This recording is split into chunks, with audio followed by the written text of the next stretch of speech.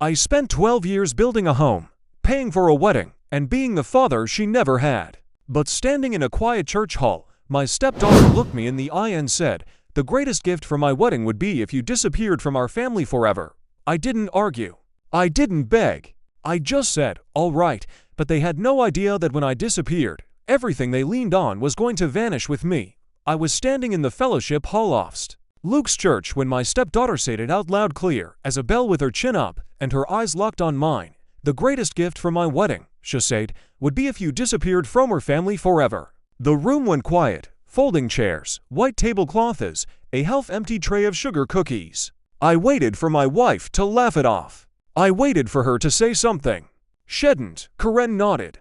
That was the moment. Not loud, not dramatic, just asmal, ordinary nod that felt like a door closing somewhere deep inside my chest. 3 weeks later, they would be standing in the same hall, voice raised, faces red, staring at an empty house and asking how everything could fall apart so fast. But back then, in that quiet room, all I did was breathe in and count to 3. I didn't argue. I didn't raise my voice. I didn't beg. I just looked at Emily, 28 years old, hair in a tight bun, wedding binder pressed to her chest like a shield, and I said, "All right." She blinked like she hadn't expected that. Now, let me back up a little. My name is Tom Gallagher. I was 56 years old that spring, living in Maple Grove, Minnesota. I'd been an electrician most of my life. 34 years of fiery mornings, cold basements, and hands that never quite stopped buzzing, even when I tried to sleep. My knuckles were thick, my fingers half numb from years of crimping wires and tightening screws. Karen and I had been married 12 years. She came with a daughter, Emily, who was 16 when I met her. Her real father was long gone. I didn't try to replace him. I just showed up. School pickups, flat tires, drivers at practice in the high school parking lot.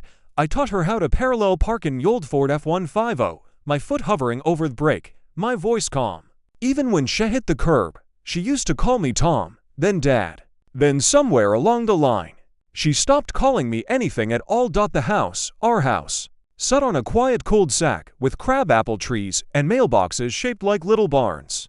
I'd put the down payment on it. My name was in the mortgage, Karen's too. Emily liked to call it the family home, especially when she talked about hosting bridal showers and pre-wedding dinners there. The wedding had taken over everything. Venues, caterers, florists, Emily's voice on speakerphone while Karen paced the kitchen, nodding, smiling, saying, "Of course, sweetheart." I paid most of it without complaint. That's what you do. I told myself, you invest in the people you love. The meeting at the church was supposed to be simple. Final head count, seating plan, who was sitting where. Emily stood out front, with her binder flipping page like a project manager.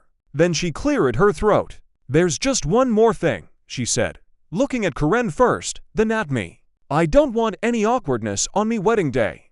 Karen shifted in her care. I knew that shift. She did it when she didn't want to choose sides.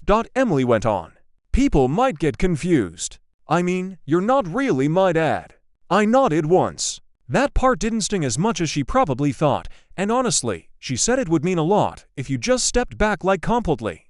I waited. She took a breath and finished it. "The greatest gift would be if you disappeared from our family life forever." I turned to Karen. 12 years off marriage, shared bank accounts, quiet Sunday mornings.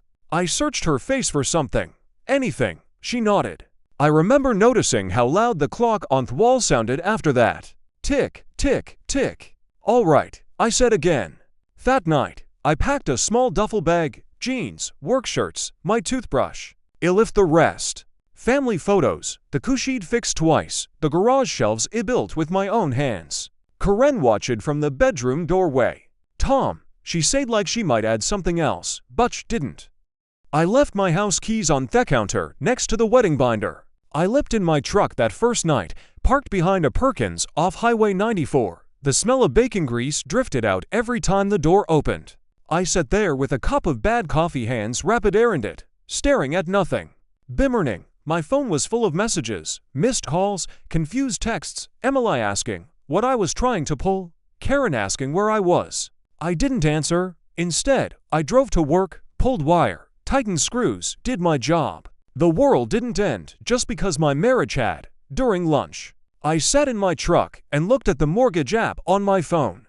The payment I'd been making alone for years, the insurance policy in my name. The deed I'd signed without thinking about it at the time. Disappear, I thought. All right, I would.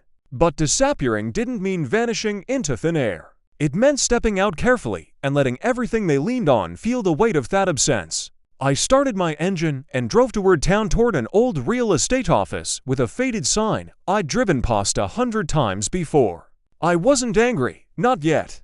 I was just done.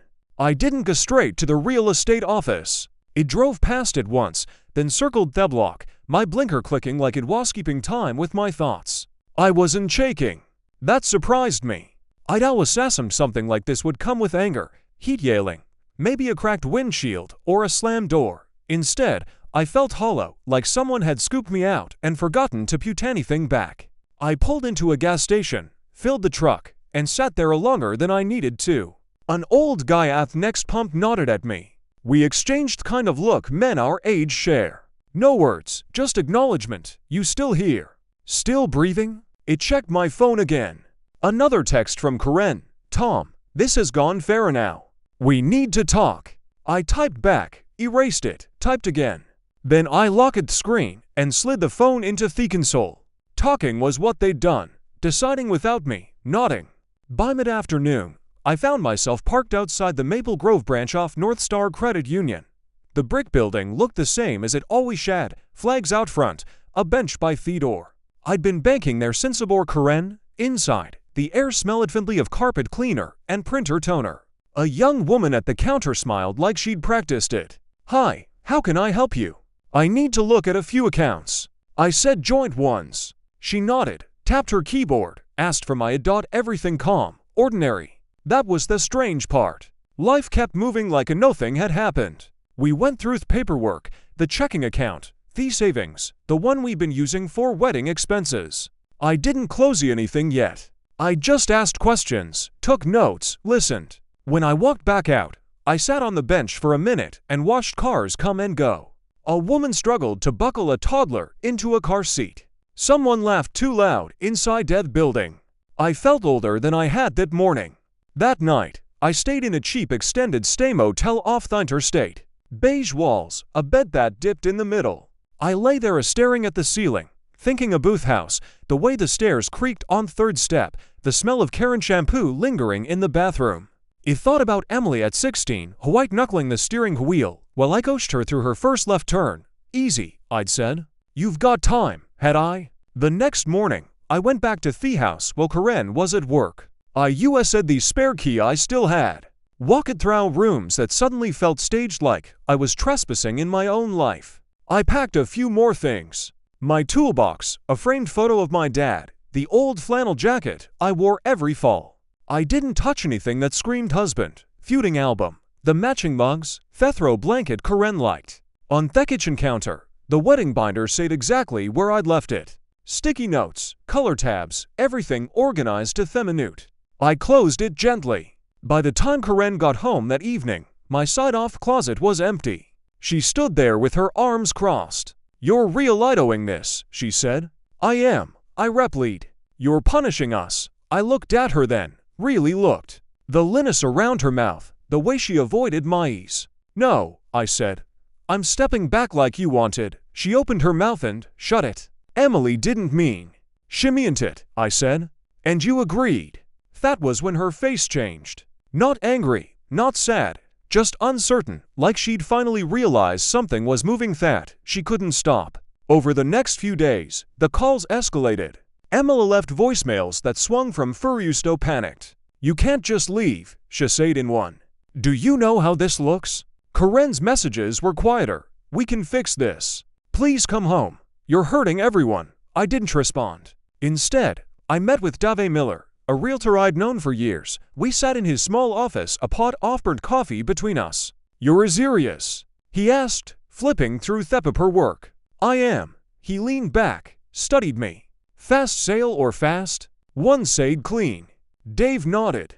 You know what that means, I do. Signing the listing agreement felt heavier than I expected. Not because I doubted it, but because it made everything final. The house would sell. The wedding plans tied to it wouldn't reveal. I knew that. That night, Karen showed up at the motel unannounced. She knocked until I answered.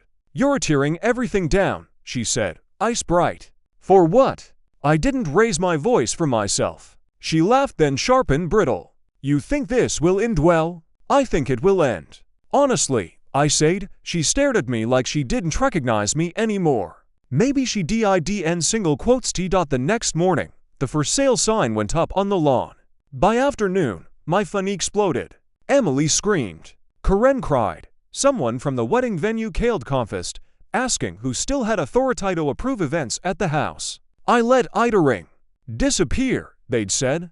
I was doing exactly that quietly, legally, one piece at a time.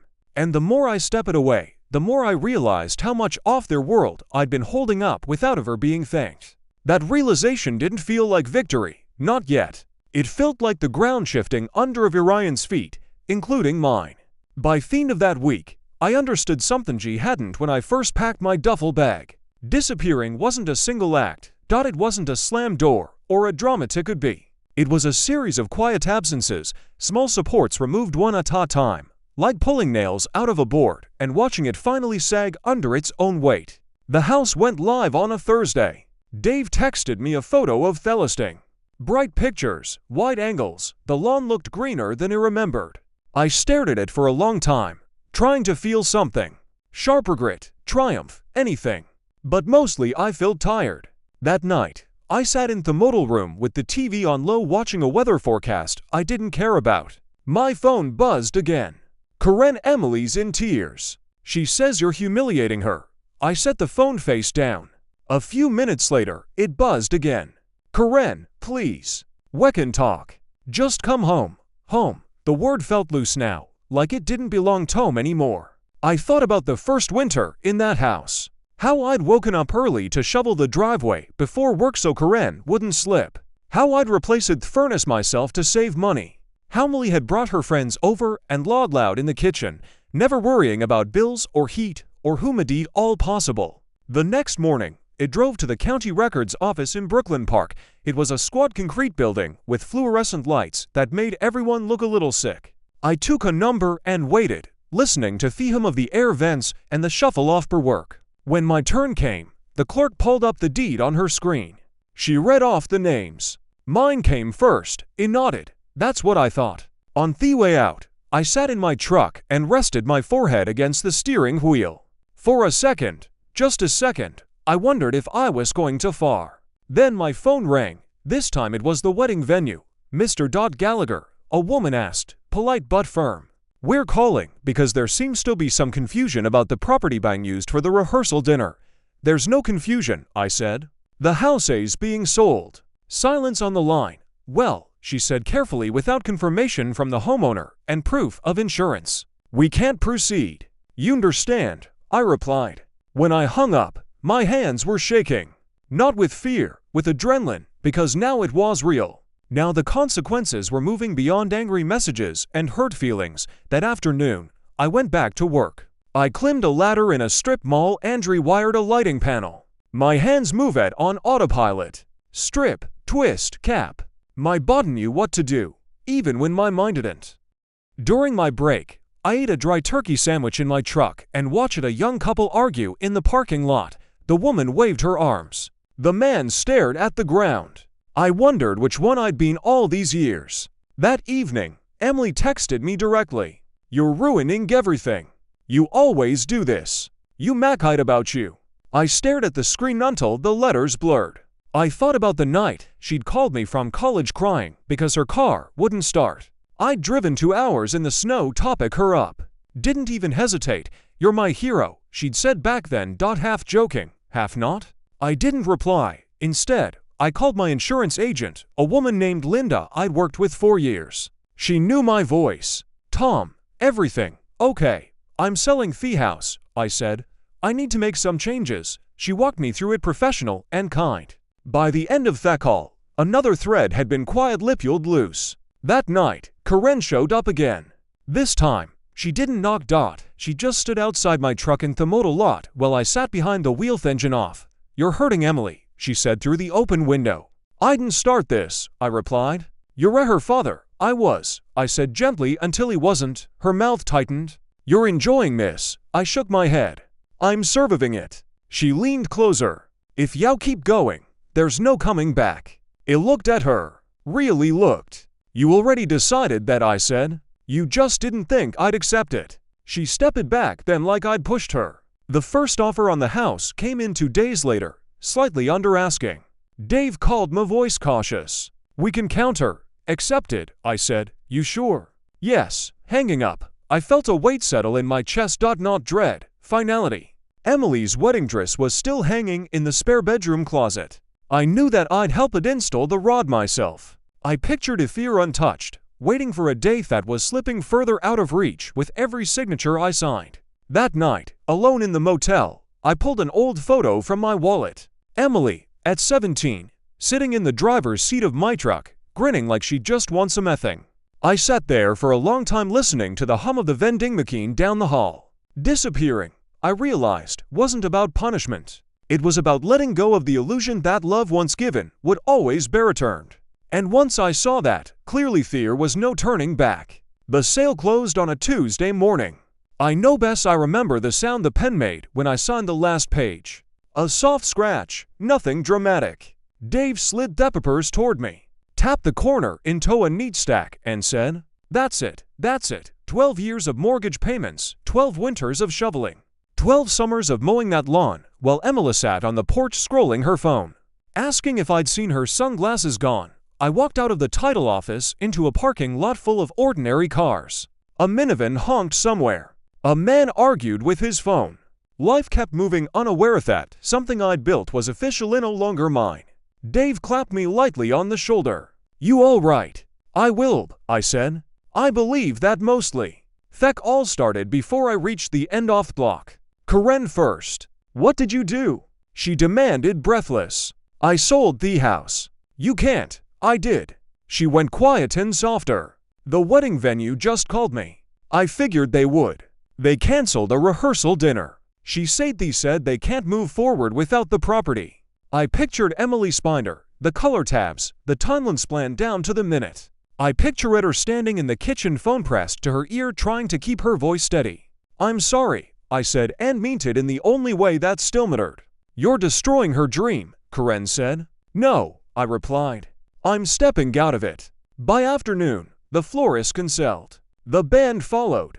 The caterer left a voicemail asking who was no responsible for the outstanding bills. Eileen called me from a number I didn't recognize. I answered before I could stop myself. "You sold the house," she yelled. "Are you insane?" "I warned you I was disappearing," I said calmly. "You did this on purpose." "Yes, there it was, the truth finally out in the open." "You're ruining my wedding," she agreed. I closed my eyes. For a moment, I almost saw her, as she'd been at 8 years old, holding my hand in the mall parking lot, afraid of getting lost. "This isn't revenge," I said. "It's consequences." She hung up. That evening, Karen came to the motel again. She sat on the edge of Thebes, shoulders slumped, staring at the carpet. "She's embarrassed," she said. "Everyone knows." "Everyone knew I existed, too," I replied. "Until they didn't want to." She looked up, then eyes read. "I never thought you'd go this far." "I never thought you'd not," I said. The room went still. 2 days later, the beer scheduled an open house for the weekend. Yard signs, balloons tied to the mailbox, strangers walking through rooms where my life had happened. Emily showed up during one of the showings. I wasn't there, but the neighbors told me later. Voices raised, doors slammed, a woman crying on the front steps while people pretended not to look. That night, my phone buzzed with a message from an unfamiliar number. "Tom, it's Rick from next door. Just checking in. Didn't seem right you not being around." I stared at that text longer than I should have. A neighbor noticed my absence before my own family did. The wedding was officially postponed the following Monday. Postponed. They said like it might come back if they waited long enough. Emily posted a vague messaging line about toxic people and setting boundaries. Karen stopped texting to her. I moved out of the motel into a small rental on the edge of town. 1 bedroom, thin walls, a porch just big enough for a chair. The first night there, I sat in that chair and listened to the hum of traffic. No shouting, Now wedding plans, no binder, just quiet, but the quiet didn't feel empty anymore. It felt earned. I knew they thought thestery was over, that I'd made my point and would now fade into the background like they'd wanted. They were wrong, because while the house was empty, something else was taking shape, something I'd been building slowly, deliberately over long nights and early mornings. I wasn't leaving chaos behind, I was leaving the truth. And soon they would have no choice but to open the door and face it. The buyers took possession on a Friday morning. I didn't go to the house while they moved in. I didn't need to. I'd already been there earlier that week alone, with the room stripped bare and the air smelling faintly of dust and lemon cleaner. I walked through one slow touching nothing, listening to my footsteps echo like I was in someone else's memory. I brought one box. It wasn't heavy, just paper. I set it on the kitchen counter right where Karen used to lay out bills and Emily spread her binders. The counter still had a faint scratch from time I dropped a screwdriver years ago. I'd meant to sand it down, never get around to it. The box held a single binder, black thick, the kind accountants use on the spine, and block letters I'd written. What dis a person side were tabs, clean, labeled, mortgage payments, insurance and utilities, education and medical wedding expenses, extras. Each section held copies, checks, statements, notes in my handwriting, dates, amounts, new opinions, no insults, just facts. On top of the binder, I placed a single envelope addressed to Emily, not Karen. Emily. I stood there for a long time after setting it down. Long enough to hear a car pass outside. Long enough to feel the weight of the years settle in me shoulders. Then I left. I didn't tell anyone I'd been there. The call came at afternoon. It wasn't Karen, it was Emily's fiancé, Mark. I'd met him twice. Polite, quiet, the kind of man who let things happen around him and called it peace. What is this? He asked, voice tight. Open it, I said. There was a pause, paper shifting, a sharp breath. Jesus, he muttered. Karen must have been there, too.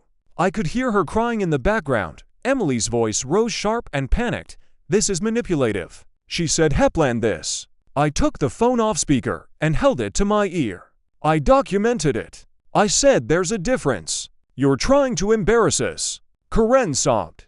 I'm telling the truth, I replied publicly for the first time. They were in the house then. The empty one. Neighbors drifting past. The new owners not due until the next day. The kitchen wide open, sunlight spilling over the counter where the binder lay. I imagined Emily flipping through it, her fingers stopping on numbers she'd never noticed before. The $1,250 monthly mortgage payment. The 4.2 interest rate I locked in 12 years earlier. The $6,800 for braces, the now $900 venue deposit. The florist, the band, the alterations, all paid from the same account. Under extras, I'd added a few things she'd forgotten. Gas money from college trips home, insurance deductibles, the winter I covered Harrent when her roommate bailed. At the end of the binder was the letter. Not long, just one page. Emily, you asked me to disappear. This is what disappearation I do. There's no anger in this, just accounting. I hope your wedding day is still beautiful. I won't be there to see it. Tom, I could hear Mark breathing in the line, slow and heavy. Did you know about all this? He asked Emily. Silence. That silence was louder than any yelling could have been. Neighbors gathered on the sidewalk. Rick from next door stood with his arms crossed, pretending to check his phone while clearly listening. Someone whispered. Someone else shook their head. Karen's voice cracked. Tom, please. You've made your point. I didn't make a point, I said. I answered a request. Emily screamed then.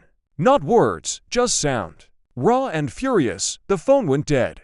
Later, I heard what happened next from Rick. Emily threw the binder across the room. Pages spilled. Numbers fluttered like leaves. Mark picked them up one by one.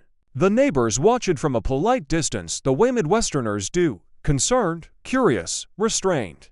A woman from across the street said, I always thought Tom paid for everything. Rick nodded. He did. Bivening. The story had spread. Church friends, wedding guests, people who'd wondered why the wedding was suddenly postponed. There was no rumor to correct. The truth was already labeled and laid out on the counter. Karen tried calling me again that night. I didn't answer. Instead, I sat on the perch of my small rental, a folding chair pulled close to the railing. The sun dipped low, turning the sky the color of rusted copper. Somewhere, A lawnmower droned. A dog barked once, then settled. For the first time in weeks, my hands weren't shaking. I didn't feel victorious. I felt clean. The next morning, an email arrived from Mark. I didn't know. I'm sorry. I don't think we're ready to get married. I read it twice, then I closed the laptop. Karen sent one final message later that day. I wish you'd fought harder. I typed back one sentence. I did quietly for years. That was the last thing I ever said to her. By Sunday, the binder was gone. The new owners had moved in. The counter was theirs now. But the story had already done its work. You can't put numbers back once they're read. You can't unsee the weight someone carried when it's finally set down in public. They asked me to disappear. What shocked them wasn't that I left. It was how Muck vanished with me. I didn't hear from them for a long time after that. Weeks passed, then months. The kind of months where the seasons shift quietly and you didn't notice until the air feels different on your skin. Summer slid into fall. Leaves gathered along the curb outside my rental, curling and browning like they were tired of holding on. It settled into a rhythm. I woke up at 5:30 every morning, same as I had for years. The coffee maker was old and loud, but it worked. I drank my first cup, standing by the window, watching headlights move along the road like a slow river. Some mornings I missed the house, the garage, the way the sun hit kitchen table just right around 7 o'clock. Other mornings I didn't. Work stayed steady. My hands still buzzed at night, but I slept better than I had in years. No wedding deadlines, no tension humming through the walls, just quiet, honest tiredness. One afternoon in October, Rick stopped by. He tracked down my new address through a mutual friend. He stood on my porch with Hessians in his jacket pockets, shifting his weight. Just wanted to say, "Hey Bagan," then paused. "A lot of folks saw what you did." I waited. "Not the selling part," he said. "The other part, Thebender, the truth." I nodded. "They don't talk about it much," he went on, "but they noticed." After he left, I sat back down in my chair and looked out at the trees. For the first time, I understood something I'd been too busy to see before. Respect doesn't announce itself, it shows up quietly after everything else falls away. Karen tried one last time near Thanksgiving.